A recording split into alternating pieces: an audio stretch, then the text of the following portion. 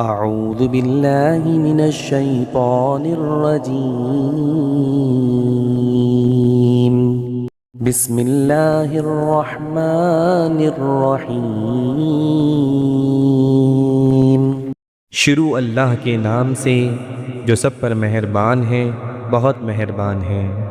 والنازعات غرقا قسم ہے ان فرشتوں کی جو کافروں کی روح سختی سے کھینچتے ہیں۔ والناشطات نشطا اور جو مومنوں کی روح کی گرہ نرمی سے کھول دیتے ہیں۔ والسابحات سبحا پھر فضا میں تیرے ہوئے جاتے ہیں۔ فالسابقات سبقا پھر تیزی سے لپکتے ہیں۔ فالمدبرات امرا پھر جو حکم ملتا ہے اس کو پورا کرنے کا انتظام کرتے ہیں۔ یوم ترجف الراجفہ کہ جس دن بھوچال ہر چیز کو ہلا ڈالے گا۔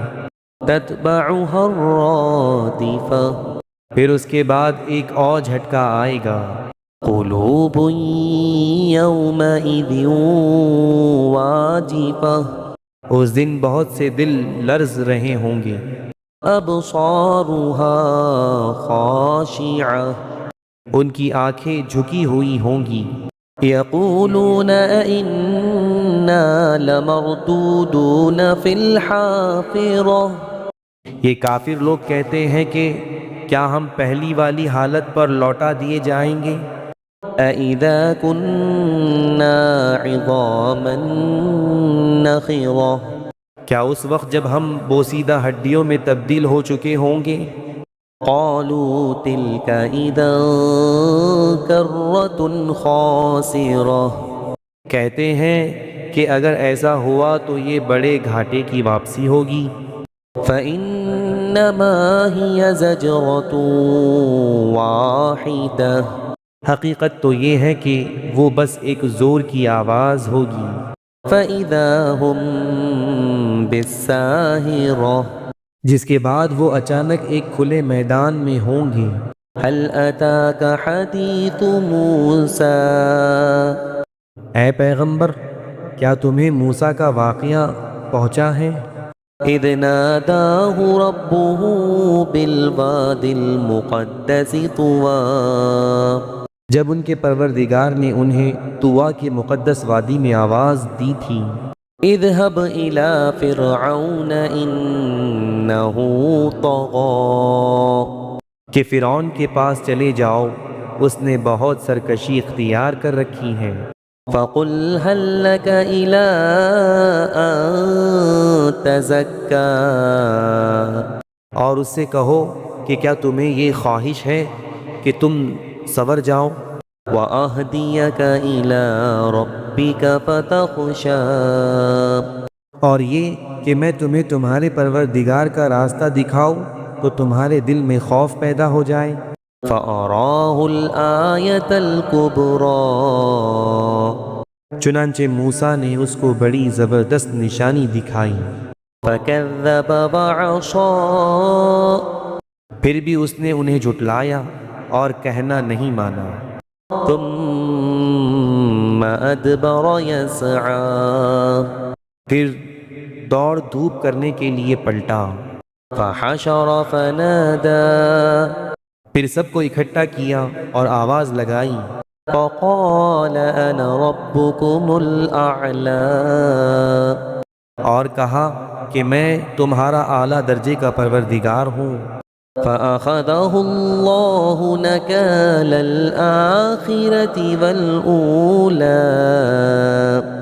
نتیجہ یہ ہوا کہ اللہ نے اسے آخرت اور دنیا کے عذاب میں پکڑ لیا۔ إِنَّ فِي ذَلِكَ لَعِبْرَةً لِّمَن يَخْشَىٰ حقیقت یہ ہے کہ اس واقعے میں اس شخص کے لیے بڑی عبرت ہے جو اللہ کا خوف دل میں رکھتا ہو۔ أَأَنتُمْ أَشَدُّ خَلْقًا أَمِ السَّمَاءُ بَنَاهَا انسانوں، کیا تمہیں پیدا کرنا زیادہ مشکل ہے یا آسمان کو؟ اس کو اللہ نے بنایا ہے۔ رفع سمكها فسواها اس کی بلندی اٹھائی ہوئی ہے، پھر اسے ٹھیک کیا ہے۔ وأغطش ليلها وأخرج ضحاها اور اس کی رات کو اندھیری بنایا ہے اور اس کے دن کی دھوپ باہر نکال دی ہے۔ والأرض بعد ذلك دحاها اور زمین کو اس کے بعد بچھا دیا ہے۔ أخرج منها ماءها ومرعاها اس میں سے اس کا پانی اور اس کا چارہ نکالا ہے۔ والجبال أرساها اور پہاڑوں کو گاڑ دیا ہے۔ متاعا لكم ولأنعامكم تاکہ تمہیں اور تمہارے مویشیوں کو فائدہ پہنچائیں۔ فإذا جاءت الطامة الكبرى پھر جب وہ سب سے بڑا ہنگامہ برپا ہوگا، يوم يتذكر الإنسان ما سعى جس دن انسان اپنا سارا کیا دھرا یاد کرے گا۔ وبرزت الجحيم لمن يرى اور دوزخ ہر دیکھنے والے کے سامنے ظاہر کر دی جائے گی۔ فأما من طغى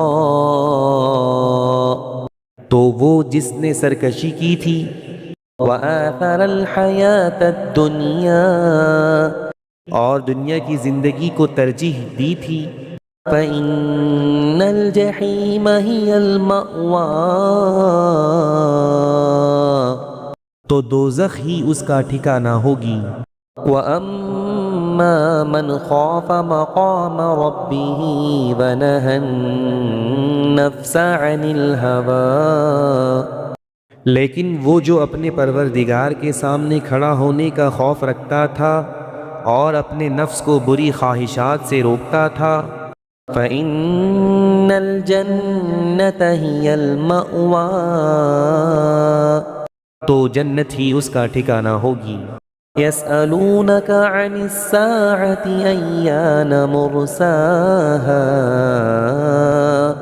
یہ لوگ تم سے قیامت کی گھڑی کے بارے میں پوچھتے ہیں کہ وہ کب قائم ہوگی۔ فيما أنت من ذكراها تمہارا یہ بات بیان کرنے کا کیا کام؟ إلى ربك منتهاها اس کا علم تو تمہارے پروردگار پر ختم ہے۔ إنما أنت منذر من يخشاها جو شخص اس سے ڈرتا ہو، تم تو صرف اس کو خبردار کرنے والے ہو۔ كأنهم يوم يرونها لم يلبثوا إلا عشية أو ضحاها جس دن یہ اس کو دیکھ لیں گے، اس دن انہیں ایسا معلوم ہوگا جیسے وہ دنیا میں یا قبر میں ایک شام یا ایک صبح سے زیادہ نہیں رہے۔ صدق اللہ العظیم۔